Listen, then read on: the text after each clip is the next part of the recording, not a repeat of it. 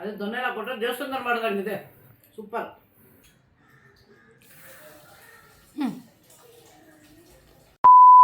ಪುಳಿಯೋಗರೆ ಗೊಜ್ಜು ಮಾಡಲಿಕ್ಕೆ ಎಷ್ಟೆಷ್ಟು ಪ್ರಮಾಣದಲ್ಲಿ ಏನೇನು ಐಟಮ್ನ ತೊಗೊಂಡಿದ್ದೀನಿ ಅಂತ ಹೇಳ್ಬಿಡ್ತೀನಿ ನಿಮಗೆ. ಧನಿಯಾ ಕಾಳು ನಾನು 4 ಚಮಚ ತೊಗೊಂಡಿದ್ದೀನಿ, ಜೀರಿಗೆ 2 ಚಮಚ ತೊಗೊಂಡಿದ್ದೀನಿ, ಸಾಸಿವೆ 1 ಸ್ಪೂನು, ಮೆಣಸು ಅರ್ಧ ಸ್ಪೂನು, ಮೆಂತ್ಯ ಅರ್ಧ ಸ್ಪೂನು, ಒಂದು ಆರೆಂಜ್ ಸೈಜಿನ ಒಂದಷ್ಟು ಹುಣಸೆ ಹಣ್ಣ ತೊಗೊಂಡು ನಾನು ಅದನ್ನು ಸೋಸ್ಕೊಂಡು ಇಟ್ಕೊಂಡಿದ್ದೀನಿ, 1 ಹಿಡಿ ಪೂರ್ತಿ ಕರಿಬೇವು, ಬಾಡಿಗೆ ಮೆಣಸಿನ್ಕಾಯಿ ಒಂದು 15, ಗುಂಟೂರು ಮೆಣಸಿನ್ಕಾಯಿ ಒಂದು 5. ಸೊ ನಿಮಗೆ ಖಾರ ಹೆಂಗೆ ಬೇಕೋ ಹಂಗೆ ಸೆಲೆಕ್ಟ್ ಮಾಡ್ಕೋಬೋದು. 1 ಚಮಚ ಬಿಳಿ ಎಳ್ಳು, ಕರಿ ಎಳ್ಳು ಇದ್ರೆ ಆ್ಯಡ್ ಮಾಡ್ಕೋಬೋದು, ಇಲ್ಲಾಂದರೆ ಬಿಳಿ ಎಳ್ಳೆ ಸಾಕು. ಅರ್ಧ ಗಿಟ್ಕಿ ಕೊಬ್ಬರಿ ತೊಗೊಂಡಿದ್ದೀನಿ. ಸೊ ಅರ್ಧ ಗಿಟ್ಕಿ ಕೊಬ್ಬರಿ. ಸೊ ಇಷ್ಟೇ ಮೆಜರ್ಮೆಂಟು. ಸೊ ಬೆಲ್ಲದ ಪಾಕ, ಉಪ್ಪು, ಅರಿಶಿನ, ಇಂಗು ಇಷ್ಟಿದ್ರೆ ಸಾಕು. ಸಖತ್ತಾಗಿರುವಂಥ ಪುಳಿಯೋಗರೆ ಗೊಜ್ಜನ್ನ ಮಾಡಬಹುದು. ತೋರಿಸ್ತೀನಿ ಬನ್ನಿ. ಬಾಣಲಿಗೆ ಎಣ್ಣೆ ಹಾಕಿದ್ದೀನಿ, ಒಂದೇ 1 ಚಮಚ ಎಣ್ಣೆ ಹಾಕಿರೋದು. ಸೊ ಇವಾಗ ನಾವು ಇದೆಲ್ಲ ಐಟಮ್ಸ್ನೂ ಹುರ್ಕೋಬೇಕು, ಪ್ರತಿಯೊಂದು ಐಟಮ್ಸನ್ನು ಹುರ್ಕೋಬೇಕು. ಎಣ್ಣೆ ಕಾದಿದೆ, ನಾನು ಎಲ್ಲ ಒಟ್ಟಿಗೆ ಹಾಕ್ತಾಯಿದ್ದೀನಿ. ಎಲ್ಲ ಒಟ್ಟಿಗೆ ಹಾಕಿದ್ದೀನಿ, ಚೆನ್ನಾಗಿ ರೋಸ್ಟ್ ಆಗಲಿ. ಓ ಯಾಕೆ ಲೈಟು?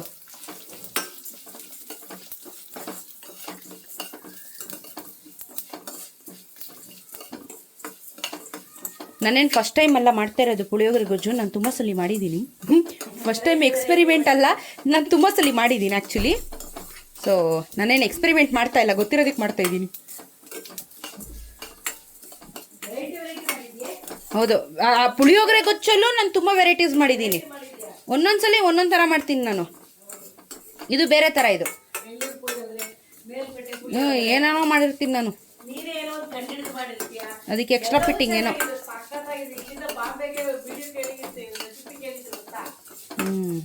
ಹಿಂಗೆ ಇದು ಸ್ವಲ್ಪ ಗಮ್ಮನವರೆಗೂ ಹುರ್ಕೊಳ್ಳೋಣ. ಇದಾಗ್ತಾ ಇದ್ದಂಗೆ ಇವಾಗ ಇದಕ್ಕೆ ನಾನು ಇವಾಗ ನಾನೇನು ಮಾಡ್ತಾಯಿದ್ದೀನಿ, ಬಾಡಿಗೆ ಮೆಣಸಿನ್ಕಾಯಿ ಎಲ್ಲ ಮೆಣಸಿನ್ಕಾಯಿಗಳನ್ನ ಹಾಕ್ತಾಯಿದ್ದೀನಿ ನಾನು. ಸೊ ಮೆಣಸಿನ್ಕಾಯಿಗಳನ್ನ ಹಾಕಿ ನಾನು ಮಾಡ್ಕೊಂಡಿದ್ದು ಏನೋ ಇದು ಬಿಳಿ ಎಳ್ಳು ಆಯಿತಾ, ಸ್ವಲ್ಪ ಬಿಳಿ ಎಳ್ಳನ್ನು ಹಾಕ್ತಾಯಿದ್ದೀನಿ ನಾನು. ಮತ್ತು ಕರಿಬೇವು ಹಾಕ್ತಾಯಿದ್ದೀನಿ ನಾನು, ಸ್ವಲ್ಪ ಕರಿಬೇವು ನೋಡಿ, ಎಲ್ಲ ಹಾಕ್ಕೋಬೇಕು ಹಿಂಗೆ ಐಸ ಓಕೆ. ಇವಾಗ ಎಲ್ಲನೂ ಹುರ್ಕೋಬೇಕು, ಎಲ್ಲನೂ ಹುರ್ಕೊಳ್ಳೋಣ ಎಣ್ಣೆಯಲ್ಲಿ. ಇದು ಹಾಕ್ತಾ ಇರ್ಬೇಕಾದ್ರೇ ಸ್ವಲ್ಪ ಹಿಂಗೆ ಹಾಕಬೇಕು. ಹಿಂಗು ಒಂದು 1/4 ಚಮಚ ಬೇಕಾಗುತ್ತೆ, ಹಿಂಗಿದ್ದಷ್ಟು ಮಜಾ. ಮತ್ತು ಇದಕ್ಕೆ ಸ್ವಲ್ಪ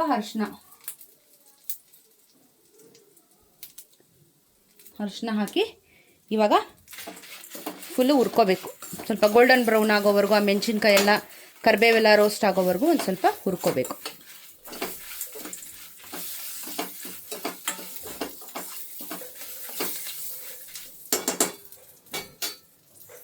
ಈಗ ನಾನು ಸ್ಟವ್ ಆಫ್ ಮಾಡಿದ್ದೀನಿ. ಇದು ಪೂರ್ತಿ ಕೂಲ್ ಡೌನ್ ಆಗಬೇಕು, ನನಗೆ ಪೂರ್ತಿ ತಣ್ಣಗಾಗಬೇಕು. ಆಮೇಲೆ ಇದನ್ನು ನಾನು ರುಬ್ಕೋಬೇಕು. ಪುಡಿನ ಮಾಡ್ಕೊಂಡಾಯ್ತು, ಇದಿಷ್ಟೇ ಪುಳಿಯೋಗರೆ ಪುಡಿ ಇಷ್ಟೇ. ಇದು ಕೂಲ್ ಡೌನ್ ಆಗಿದ ತಕ್ಷಣ ನಾನು ಪೂರ್ತಿಯಾಗಿ ಇದನ್ನು ಗ್ರೈಂಡ್ ಮಾಡ್ಕೋತೀನಿ. ಕೂಲ್ ಡೌನ್ ಆಗಲಿ, ನುಣ್ಣಕ್ಕೆ ರುಬ್ಕೋಬೇಕು ನೋಡಿ. ಕಂಪ್ಲೀಟಾಗಿ ನುಣ್ಣಕ್ಕಾಯ್ತು ನೋಡಿ. ಓಕೆ, ಸೊ ಪುಡಿ ರೆಡಿ ಆಯಿತು. ಇವಾಗ ನೆಕ್ಸ್ಟ್ ಪ್ರೊಸೀಜರ್. ಈಗ ಬಾಣಲಿ ಬಿಸಿ ಆದಮೇಲೆ ಒಂದು 3 ಚಮಚ ಎಣ್ಣೆ ಹಾಕೊಂಡಿದ್ದೀನಿ ಅಷ್ಟೇ, ಜಾಸ್ತಿ ಇಲ್ಲ, ಒಂದು 3 ಚಮಚ ಎಣ್ಣೆ ಹಾಕ್ಕೊಂಡಿದ್ದೀನಿ. ನಾನು ಪೂರ್ತಿಯಾಗಿ ಎಣ್ಣೆಲ್ಲೇ ತೇಲ್ಸೋದು ಅದೆಲ್ಲ ಮಾಡಲ್ಲ, ನನಗೆ ಎಷ್ಟು ಬೇಕೋ ಅಷ್ಟು ಲಿಮಿಟಲ್ಲಿ ಹಾಕ್ಕೊಂಡಿರ್ತೀನಿ. ಸೊ ಹಾಗಾಗಿ ಒಂದು 3 ಚಮಚ ಎಣ್ಣೆ ಹಾಕ್ಕೊಂಡಿದ್ದೀನಿ. ಈಗ ಇದು ಆಗ್ತಾಯಿದೆ, ಇದು ಆಗ್ತಾಯಿದ್ದಂಗೆ ನೆಕ್ಸ್ಟ್ ನಾವೇನು ಮಾಡ್ತೀನಿ, ಇದನ್ನು ಪೂರ್ತಿ ಸಿಮ್ಮಲ್ಲಿ ಇಟ್ಕೊಂಡು ಹುಣಸೆ ಹಣ್ಣು ಪಾಕ ಹಾಕಬೇಕು. ಇದಕ್ಕೆ ಹಾಕಬೇಕು, ಆ ಎಣ್ಣೆಲೇ ಅದಾಗಬೇಕು. ಎಸ್, ಸೋಸಿ ಇಟ್ಕೊಂಡಿದ್ದೀನಿ, ಯಾಕಂದರೆ ಹುಣಸೆಹಣ್ಣು ನೀರಲ್ಲಿ ಕಲ್ಗೆಲ್ಲ ಇರ್ತಾವಲ್ಲ. ಸೊ ಹಾಗಾಗಿ ಸೋಸಿ ಕ್ಲೀನ್ ಮಾಡಿ ಇಟ್ಕೊಂಡಿದ್ದೆ ನಾನು ಆಲ್ರೆಡಿ. ಈಗ ಇದು ಚೆನ್ನಾಗಿ ಕುದಿ ಬರಬೇಕು, ಆ ಎಣ್ಣೆಯಲ್ಲಿ ಅದು ಚೆನ್ನಾಗಿ ಕುದಿಬೇಕು ಆ್ಯಕ್ಚುಲಿ. ನೋಡಿ ಅದೆಲ್ಲ ಬಿಟ್ಕೊಳ್ಳುತ್ತೆ ನೀಟಾಗಿ. ಕುದಿ ಬರಬೇಕು. ಸೊ ಈ ಗ್ಯಾಪಲ್ಲಿ ನಾನೇನು ಮಾಡ್ತಾಯಿದ್ದೀನಿ, ಬೆಲ್ಲದ ಪಾಕ ಹಾಕಬೇಕು. ಸೊ ಬೆಲ್ಲದ ಪಾಕ ಆಲ್ರೆಡಿ ನಮ್ಮ ಹತ್ರ ಇರೋದ್ರಿಂದ ನಾನು ಇದಕ್ಕೆ ಬೆಲ್ಲದ ಪಾಕನೇ ಹಾಕೋತಾ ಇದ್ದೀನಿ. ನಾನೊಂದು 4 ಚಮಚ ಹಾಕ್ಕೊತೀನಿ, ಯಾಕಂದರೆ ಚಿಕ್ಕ ಸ್ಪೂನ್ ಅಲ್ವಾ. ಸೊ ಎಸ್,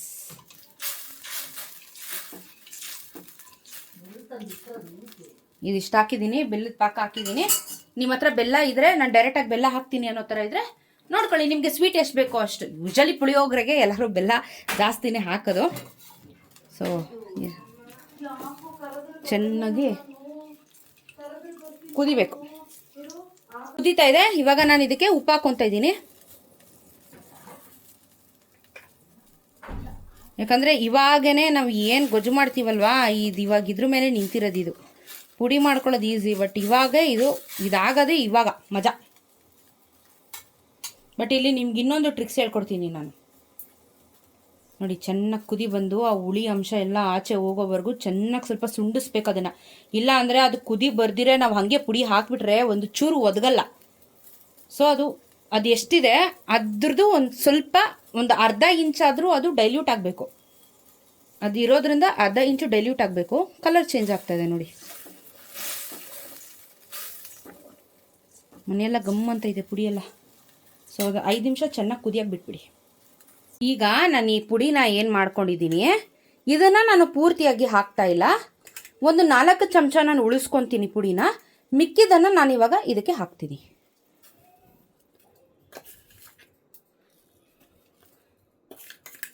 ನೋಡಿ, ಅದು ಚೆನ್ನಾಗಿ ಕುದ್ದಿ ಗಟ್ಟಿಯಾಗಬೇಕು. ಸೊ ನಾನು ಇವಾಗ ಇಷ್ಟನ್ನು ಉಳಿಸ್ಕೊತಾ ಇದ್ದೀನಿ. ಓಕೆ, ಇಷ್ಟನ್ನು ಉಳಿಸ್ಕೊತಿದ್ದೀನಿ. ಮಿಕ್ಕಿದಿನ ಇಲ್ಲಿ ಹಾಕಿದ್ದೀನಿ. ಅದು ಪೂರ್ತಿ ಗಟ್ಟಿ ಆಗೋವರೆಗೂ ನಾವು ಸ್ವಲ್ಪ ನೋಡ್ಕೋಬೇಕು. ಅದು ಪೂರ್ತಿ ಗಟ್ಟಿಯಾಗೋವರೆಗೂ ವೆಯ್ಟ್ ಮಾಡಬೇಕು. ಇವಾಗ ಅದೊಂದು 5-10 ನಿಮಿಷ ಫುಲ್ ಗಟ್ಟಿಯಾಗೋಗುತ್ತೆ.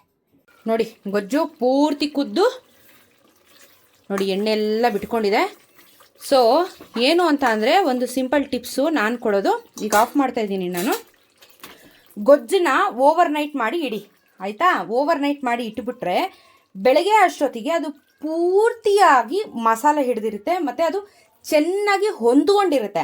ನೀವು ಇನ್ಸ್ಟೆಂಟಾಗಿ ಮಾಡ್ಬೋದು, ಮಾಡಿಬಿಟ್ಟು ಇವಾಗ ಅನ್ನಕ್ಕೆ ಒಗ್ಗರಣೆ ಹಾಕ್ಬಿಡ್ಬೋದು, 2 ನಿಮಿಷದ ಕೆಲಸ. ಬಟ್ ಇಡೀ ರಾತ್ರಿ ಗೊಜ್ಜನ್ನ ಮಾಡಿಬಿಟ್ಟು ಮುಚ್ಚಿಟ್ಬಿಡ್ರಿ. ಇಲ್ಲ ಅಂದರೆ ಗ್ಲಾಸ್ ಜಾರ್ ಒಳಗಡೆ ಹಾಕ್ಬಿಟ್ಟು ಮುಚ್ಚಿಟ್ಬಿಟ್ರೆ ಬೆಳಗ್ಗೆ ಅಷ್ಟೊತ್ತಿಗೆ ಅದು ಇನ್ನೂ ರುಚಿ ಹೆಚ್ಚಾಗಿರುತ್ತೆ. ನಾವು ಬೆಳಗ್ಗೆ ಅದನ್ನು ಒಗ್ಗರಣೆ ಹಾಕಿ ಬಿಸಿ ಅನ್ನಕ್ಕೆ ಒಗ್ಗರಣೆ ಹಾಕಿದ್ರೆ ತುಂಬ ಚೆನ್ನಾಗಿರುತ್ತೆ. ನಾನು ಆ್ಯಕ್ಚುಲಿ ಮಾಡಿರೋದು ಇವಾಗ ರಾತ್ರಿ ಇದು. ಸೊ ಇವಾಗ ಮುಚ್ಚಿಡ್ತೀನಿ. ನಾನು ಬೆಳಗ್ಗೆ ಒಗ್ಗರಣೆ ಹಾಕಿ ನಿಮಗೆ ಟೇಸ್ಟ್ನ ಹೇಳ್ತೀನಿ. ಸೊ ಗೊಜ್ಜು ರೆಡಿ ಆಗಿದೆ, ಮತ್ತು ಅದು ಪೂರ್ತಿಯಾಗಿ ಗಟ್ಟಿ ಆಗುತ್ತೆ. ಬೆಳಗ್ಗೆ ಅಷ್ಟೊತ್ತಿಗೆ ಪೂರ್ತಿ ಗಟ್ಟಿ ಆಗುತ್ತೆ. ಚೆನ್ನಾಗಿ ಕುದಿಸಿದ್ದೀನಿ. ನೀವು ಕಾಣಿಸ್ತಿದೆಯಾ ಎಣ್ಣೆ ಬಿಟ್ಕೊಂಡಿರೋದು? ಸೊ ಕಂಪ್ಲೀಟಾಗಿ ಅದು ಬಿಟ್ಕೊಂಡಿದೆ, ಎಣ್ಣೆ ಬಿಟ್ಕೊಂಡಿದೆ. ಬೆಳಗ್ಗೆ ಅಷ್ಟೊತ್ತಿಗೆ ಗಟ್ಟಿ ಆಗುತ್ತೆ. ನಾನು ಒಗ್ಗರಣೆ ಹಾಕಿ ಬೆಳಗ್ಗೆ ತೋರಿಸ್ತೀನಿ. ಪುಳಿಯೋಗರೆ ಗೊಜ್ಜು ರೆಡಿಯಾಗಿದೆ. ನೀವು ನೋಡ್ಬೋದು, ಹೇಳಿದ್ನಲ್ಲ ನಾನು, ಗಟ್ಟಿ ಬರುತ್ತೆ. ಸೊ ಚೆನ್ನಾಗಿ ಕರೆಕ್ಟಾಗಿದೆ. ಇನ್ನೂ ಗಟ್ಟಿ ಆಗುತ್ತೆ, ಏನು ತೊಂದರೆ ಇಲ್ಲ. ಸಾಕಿಷ್ಟ ಆದರೂ ಸಾಕು, ಏನು ತೊಂದರೆ ಏನಿಲ್ಲ. ಸೊ ಅನ್ನನ ಅರಿಶಿನ ಹಾಕಿ ಬೇಯಿಸಿಟ್ಕೊಂಡಿದ್ದೀನಿ. ನಾರ್ಮಲ್ ಅನ್ನ ಸ್ವಲ್ಪ ಅರಿಶಿನ ಹಾಕಿ ಬೇಯಿಸಿಟ್ಕೊಂಡ್ರೆ ಇನ್ನೊಂದು ಸ್ವಲ್ಪ ಎಕ್ಸ್ಟ್ರಾ ಫ್ಲೇವರ್ ಕೊಡುತ್ತೆ. ಒಗ್ಗರಣೆ ಹಾಕ್ತಾ ಇದ್ದೀನಿ ನಾನು. ಕಡಲೆಬೇಳೆ, ಉದ್ದಿನಬೇಳೆ, ಕಡಲೆಕಾಯಿ ಬೀಜ, ಕರಿಬೇವು, ಕೊಬ್ಬರಿ, ಗೋಡಂಬಿ.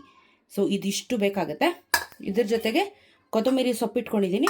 ಮತ್ತು ನಾನು ಪುಡಿ ಉಳಿಸ್ಕೊಂಡೆ ಅಂತ ಹೇಳಿದ್ನಲ್ಲ, ಅದೊಂಚೂರು ಪುಡಿ ಇಟ್ಕೊಂಡಿದ್ದೀನಿ.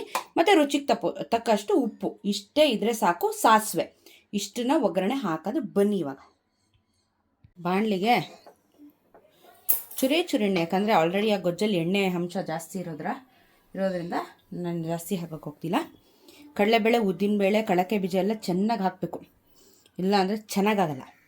ನಮ್ಮಮ್ಮ ತಿನ್ನೋಕ್ಕೆ ಅಂದ್ಬಿಟ್ಟು ಕಡಲೆಕಾಯಿ ಬೀಜನ ನೋಡಿ ಈ ಥರ ಹಿಂಗೆ ಹುರಿದಿಟ್ಕೊಂಡವ್ರೆ. ನಾನು ಅದನ್ನೇ ಯೂಸ್ ಮಾಡ್ತಾಯಿದ್ದೀನಿ. ಸೊ ಕಾದಿದ ತಕ್ಷಣ ಎಲ್ಲನೂ ಹಾಕ್ತಾಯಿದ್ದೀನಿ.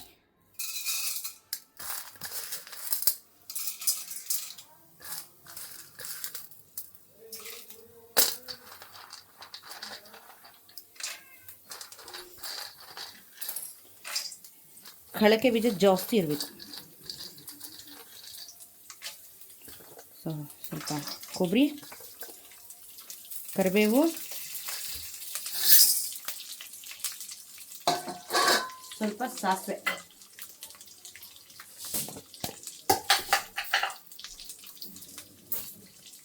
ಇದಿಷ್ಟನ್ನು ಹಾಕಿ ಫ್ರೈ ಮಾಡ್ಕೊಳ್ಳೋಣ. ಹಿಂಗು ಹಾಕೋ ಅವಶ್ಯಕತೆ ಇಲ್ಲ, ಬಿಕಾಸ್ ಇವಾಗ ನಾವು ಆಲ್ರೆಡಿ ಅದಕ್ಕೆ ಹಿಂಗೆ ಹಾಕಿದ್ದೀವಲ್ಲ, ಸೊ ಏನು ಅವಶ್ಯಕತೆ ಇಲ್ಲ. ಇವಾಗ ಇದೆಲ್ಲನೂ ಚೆನ್ನಾಗಿ ರೋಸ್ಟ್ ಆಗಬೇಕು, ಸ್ಪೆಷಲಿ ಕೊಬ್ಬರಿ ಚೆನ್ನಾಗಿ ರೋಸ್ಟ್ ಆಗೋವರೆಗೂ ಹೀಗೆ ಬಾಡಿಸ್ಕೊಳ್ಳೋಣ.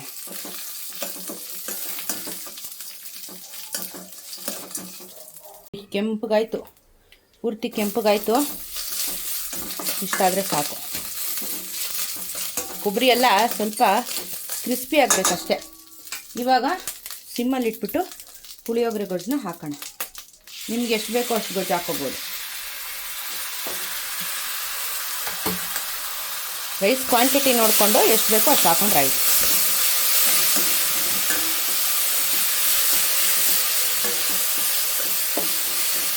ಗಮ್ಮಂತೈತೆ ಕೊಬ್ಬರಿ ಮಾತ್ರ ನೆಕ್ಸ್ಟ್ ಲೆವೆಲಲ್ಲಿ ಗಮ್ಮಂತೈತೆ.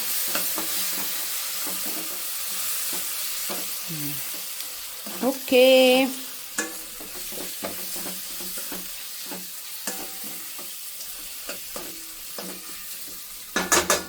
ರೈಸ್ ಏನು ಮಾಡ್ಕೊಂಡಿದ್ದೀವಿ ಇದನ್ನು ಇದಕ್ಕೆ ಹಾಕ್ಕೊಂಡ್ರೆ, ಏನಕ್ಕೆ ಅರಿಶಿನ ಹಾಕಿ ಕಲಿಸ್ಕೋಬೇಕು ಪುಳಿಯೋಗರೆ ಅಂತಂದರೆ ಕಲರ್ ಸಖತ್ತಾಗಿ ಬರುತ್ತೆ, ಅದಕ್ಕೆ ಕಾರಣ.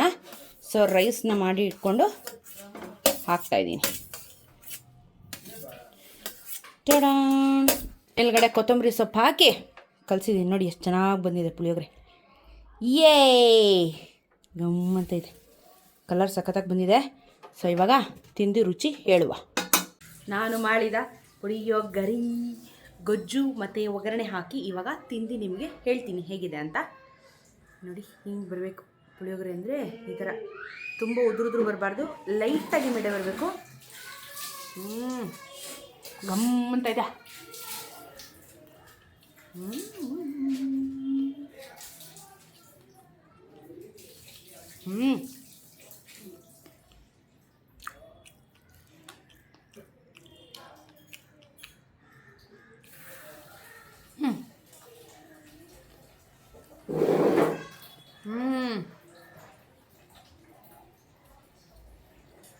ಸೂಪರ್ ಆಗಿದೆ.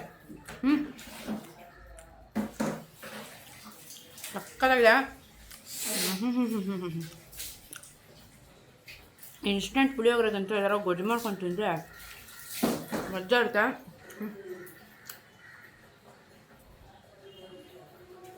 ಸೂಪರ್ ಆಗಿದೆ, ಟ್ರೈ ಮಾಡಿ.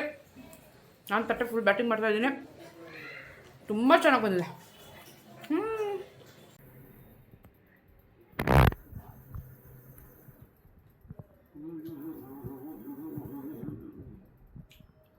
Yummy yummy.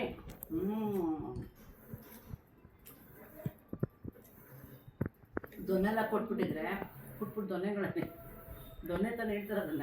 ದೇವಸ್ಥಾನದ ಪ್ರಸಾದ ಅದು. ಯಮ್ಮಿ ಕೊಬ್ಬರಿ ಬೆಳೆಸಿದ ನೆಟ್ಟೆಲ್ಲ ಕೊಟ್ಟಿದ್ಯಾ ಮನೇಲಿ ಮಾಡಿದ್ದು, ಅದು ದೊನ್ನೆಲ್ಲ ಕೊಟ್ಟರೆ ದೇವಸ್ಥಾನದಲ್ಲಿ ಮಾಡಿದಂಗಿದೆ. ಸೂಪರ್. ಉಪ್ಪು ಖಾರ ಎಲ್ಲ ಕರೆಕ್ಟಾಗಿದೆ, ಸ್ಟ್ರಾಂಗ್ ಆಗಿ. ಸ್ಟ್ರಾಂಗ್ ಆಗಿದೆ.